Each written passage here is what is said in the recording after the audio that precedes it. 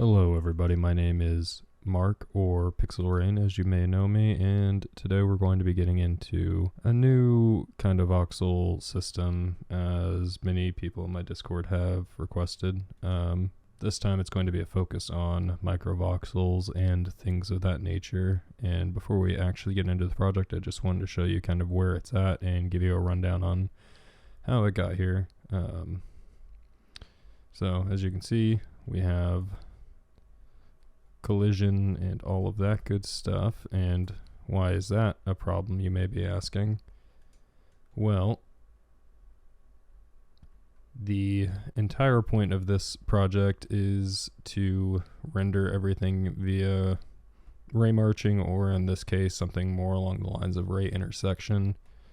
As you can see from this 1/8 scale Stanford Dragon, this entire project is based around sparse voxel octrees being rendered via the GPU, and specifically via fragment shaders.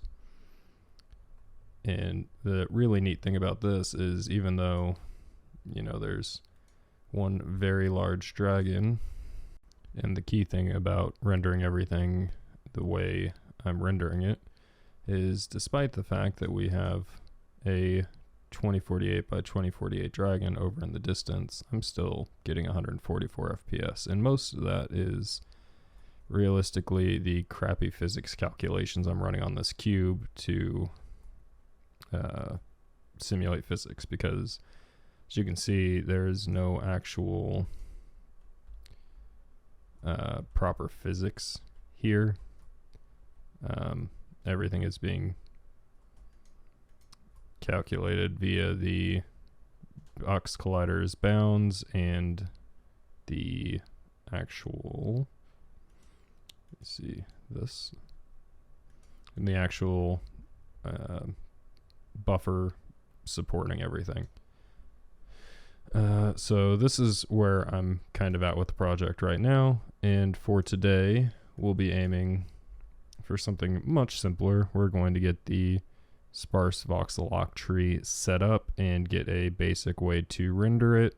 In the next video we'll probably get into setting up some editor stuff to go ahead and get everything, or make it so you can create little chunks of terrain and whatnot. So I've got a new project here and we're going to go through it script by script as I add things back in. First thing we're going to do is get rid of the README assets, including the scenes, because I really do not appreciate how cluttered Unity projects are from the start. And we'll just make a new folder called Simple Voxel System, new subfolder called Scripts, and then we'll make a new folder called Data.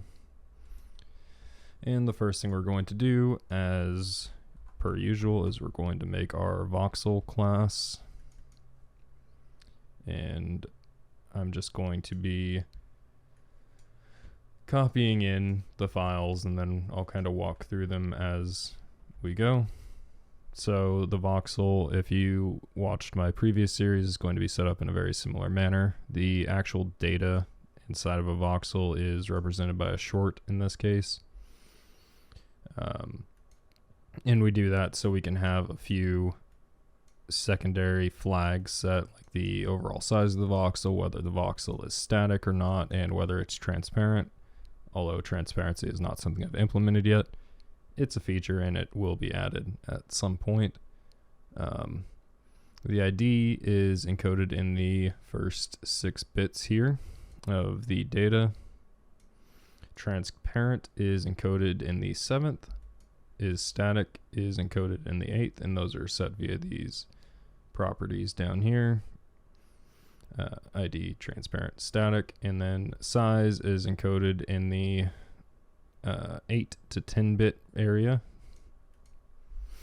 And size ranges from 0 to 7, with 0 essentially being a 1 unit scale voxel, and 7 being a 0.125 F voxel, which is what that dragon was represented with. The next thing we're going to make is we're just going to make a little voxel settings scriptable object here. All that's really going to do at the moment is hold our voxel color info. So as you can see, like I said, this is a super simple class. It is a scriptable object holding our color blocks, and it has a singleton built into it so we can access it from other scripts. So go ahead and save that. We'll go ahead and create a new folder under simple voxel system called resources. We'll go to create simple voxel system voxel settings, leave that as it is, and we'll just start with 2 voxel colors just so we can get, just so when we get our little test set up, we'll be able to actually see the difference here.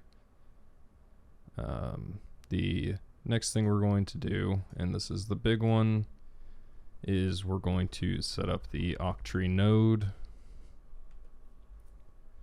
And for those of you unfamiliar with Octrees, I'm not going to go into the super specifics of how they work. But instead of having like a root and everything else, we simply have an Octree node. That Octree node has the children, so realistically any Octree node can be considered the root node, and that'll actually be covered by a separate object that we create, and that'll be the object that represents the Octree within the scene. So to get started in the Octree node, we have the array for the children, the voxel object itself, and then we use bounds in order to help with subdivision. Our constructor here only takes in the bounds that are passed in to the Octree node. And then there's a few actual functions within this. We'll just run through them from the top down. The first function is add. Anytime you want to add data to your Octree, it'll be through this function. And the first thing it does is check if the bounds that are declared upon creation of the Octree node contain the position. If they don't contain the position, it'll return out. The next thing it does is takes in the voxel size, assuming this voxel is not null, which it shouldn't be.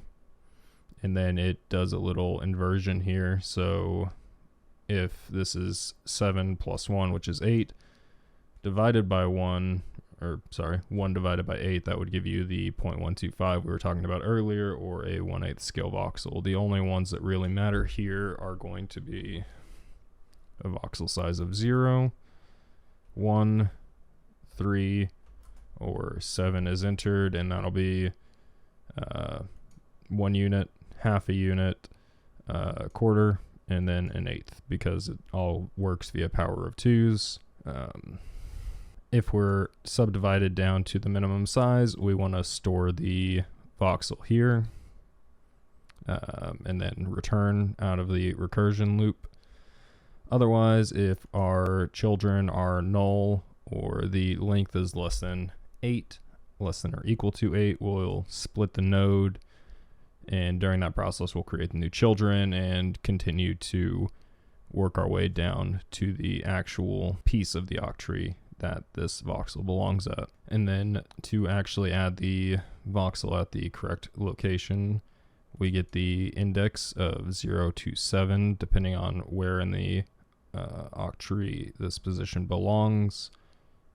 And then we do one final fallback check here, where if our children are somehow null, or the child at whatever index we're looking at here is null, or voxel is null, we return out. This shouldn't be necessary. I just ran into issues while I was working on this that required me to have some null checking here. And then we recurse here into the child at the correct index and add our voxel, continuing to look for that exact position or as close as we can get within the bounds of the Octree.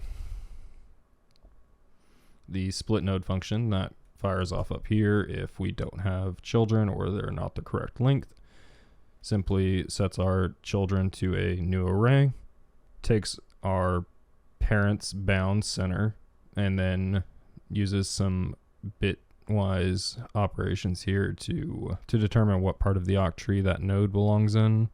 So the way it's set up is if I is greater than 4, it is going to belong on the right half of the Octree. That's essentially what's being said here.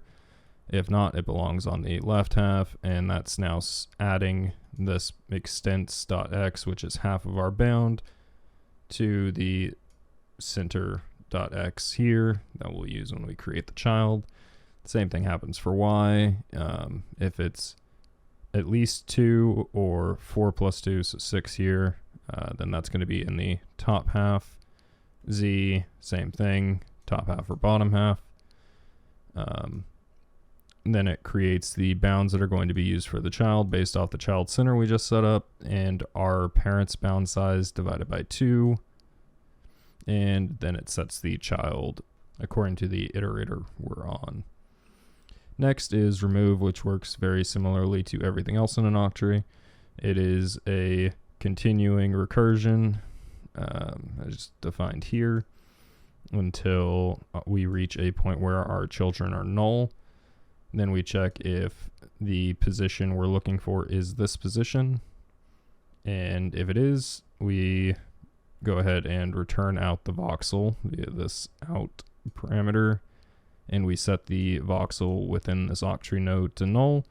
And we return true, saying that we actually removed a voxel here.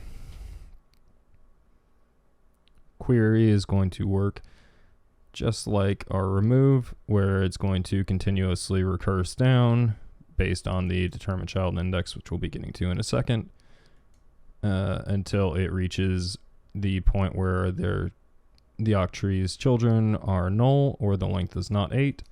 And then it does a check for if the position is correct based on what was passed into the query, or if our voxel doesn't equal null and the bound contains the position. So the second case is going to be if the position that's passed in is like 0.0 or 0.125, but for some reason our max size is set to 0.25, 0.5, whatever, and we have a voxel set there, and it wants to continue recursing down, but we're already at the voxel and we don't have any more children, so this is what we want to return. We don't want to continue recursing down because there's nothing to recurse into. Next up is the determine child index function, which you've seen a couple times already.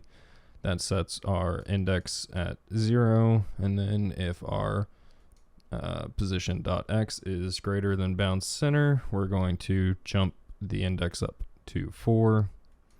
If the position.y is greater than bound center.y, we'll add 2, and then the same for z, culminating in if our position is essentially at 1, 1, 1, so the top right of the Octree, it'll be a 7. If it's at the bottom left backside of the Octree, it'll be a 0. So this is just a fancy little way to go this corner to this corner to this corner to this corner, then to the right side, and so on and so forth. Then we've got a little utility function here called getAllLeaves. This is just a simple recursive function to continuously work down the Octree until we hit the leaf, add it to the list, and then return out, essentially. This is super useful for when you want to do some debugging, and it's also how we're going to do our initial rendering.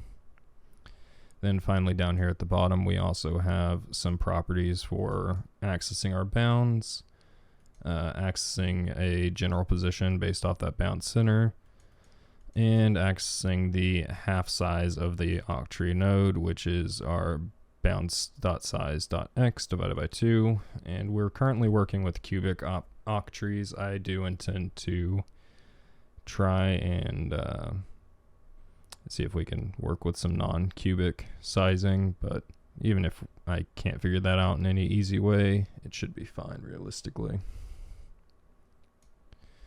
The next thing we're going to do is make our scriptable object wrapper for the Octree node, and this is just to handle serialization of our data. So we'll go ahead and make a new script called Voxel object. And once again, I'll paste in all the code that's going to go in here. And like I said, this is essentially just a serialization wrapper for the Octree node. So we've got one public Octree root node or Octree node called root here.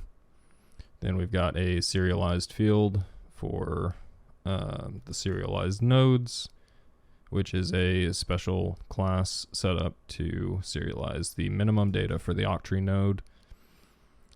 We have a bounds that can be used to initialize that first layer of the Octree node, and this is indeed the only way to initialize the Octree right now. So when you call initialize with those bounds, it just creates a new root and sets the local bounds here for serialization purposes. Almost all the functions in here are going to be just helper functions that call the Octree node functions for add voxel, as you can see here, root.add, get voxel, root.query, remove voxel, root.remove, and that's setting the out voxel here, or if there's nothing, voxel set to null and we return false. Get all leaves returns root.getAllLeaves. And then the important stuff in here is the on before serialize and on after deserialize call. And these are important because you can't actually serialize an Octree via like system serializable within Unity because it recurses down beyond 10 times traditionally, and Unity finds that to be a problem. So we'll just start with on before serialize. I'm going to jump down to the flatten tree function, and then we'll come up to on after deserialize just so you guys can keep up. On before serialize is going to be the actual call that happens and produces data that is to be serialized to the scriptable object. So we clear out the list that's used to store the nodes. We check if our root isn't null, and then we call flatten tree. And flatten tree is a fairly simple recursive call, and all this is going to do is return if the node we're looking at is null, and then assuming the node is not null, we'll check if the node voxel is null or not. If it's not, then in theory this is a leaf. Because we don't really care if it's an empty leaf, there's no use storing it in that case. And then we'll add that serialized node as created here to our node list, and we pass in the bounds.center, the bounds.sizeX, and the actual data field is passed in as voxel data here. And then if the node's children are not null, we'll go ahead and recursively add the children, or recursively call the same function to add the children to our serialized nodes list. On after deserialize is even simpler. We initialize and clear out the root node, and then we iterate over each node in serialized node, and we just re-add the voxels based on the voxel data that was serialized and the position that was serialized. This is not the most efficient way to do this, certainly, but it works. And then we'll get down to these auxiliary functions for clearing. We'll go ahead and pull these parameters out because they are not actually needed. This one uses the bounds that are already assigned to this voxel object. So this is good if we're regenerating like a chunk of terrain or something. This clear function is also setting the initial bounds for the root in the process of cleaning and initializing it. So that's really the only difference here.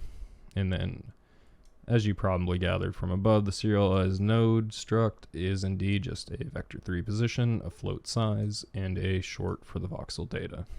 And finally, we've got one more script to add here for the voxel container, and that is going to be the game object wrapper for our voxel object that we just created. So we'll go ahead and create a new script called Voxel container, and as before, I will go ahead and paste in the new code. And this one is even simpler than before. The only new things we have here is we have some editor functionality that'll be being added in the next video. So we've got a definition for if Unity editor using it, and then we execute always on this class so that you can debug in edit mode and all of that good stuff. We have a public voxel object, that way we can assign the scriptable object that we're using for debug purposes to this voxel container. Then we've got root bound center, which is a modified version of the voxel object's root bounds that include the game object transform position, which isn't super important now, but will become more important in the later videos. And for debugging, we do a simple for loop x equals -3, x less than 3, z equals -3, z less than 3, add a empty or a voxel with the ID of 0 at position x 0 z, and then just to show off our variable sizing, we add one single voxel of ID 1 with a size of 7, so that'll be a 0.125 scale voxel, and that's added at 0.1250. And then we use the editor utility to set the voxel object as dirty and for serialization, and then to actually debug draw the voxels, we're of course just going to use onDraw gizmos for the moment, and we'll call that get all leaves function we added to voxel object, and then we'll iterate over each leaf and grab the color from our voxel settings that we set up earlier according to the voxel's ID.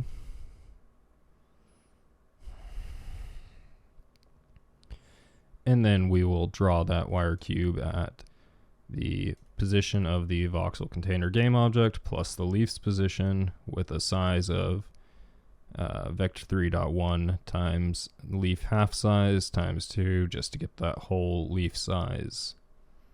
And then we've got a public accessor for voxel object here. This is important because when we get into runtime editing, I chose to use this accessor to reroute to a runtime voxel object as opposed to the serialized one. So it's not super important right now, but it will be used in the next 2 or 3 videos. And then again, not important right now, but we have the stub ends for destroying our compute buffers and all of that stuff once we get there, and again in 2 to 3 videos. And then finally, to wrap everything up, we have a if Unity editor command for creating a new menu item under game object, simple voxel system, create voxel container, and this creates a basic game object that usually would hold a cube primitive, which is how we're going to be drawing all of our voxel objects via ray intersection in the future. And this just creates a primitive, renames it to voxel container, adds the voxel container component, and sets up some undo functionality here. So with all of our scripts in place, we can head back over to our sample scene here, create a voxel container, and we're just going to create a subfolder under simple voxel system called objects. We're going to create a voxel object named test, and we're just going to give this an extent of 8, which does have to be set manually for the moment. Then we'll go ahead and copy that onto our voxel container, enable that object, disable our box collider here, and realistically the mesh renderer, it's not important right now. Go ahead and hit run. And now that our onDraw gizmos is running, we can see that all of our cells have been placed. This cube is not our wire drawing, it is actually just the debug gizmos for the box collider, and our little 1/8 scale voxel is here. It's just hidden by whatever this volume gizmo is. Let's get that out of here. There we go. Now we got our 1/8 scale voxel and a little bed of full 1 unit scale voxels. And that'll be it for this video. In the next video, we will get into making a relatively simple voxel editor within the, editor actually. So you can build little scenes to mess around with. And in the following video, we will get into the actual shader used to render everything. And that one will be a fairly fun video to do. But yep, that is all I have for you today. I will be, of course, linking the source code for this part in GitHub. And if you have any questions, feel free to come join my Discord and hit me up. I'm not always the most responsive, but I try to check in fairly frequently. Anyway, thanks for watching. If you like this video, feel free to like, comment, subscribe, all that good stuff, and I will see you in the next one.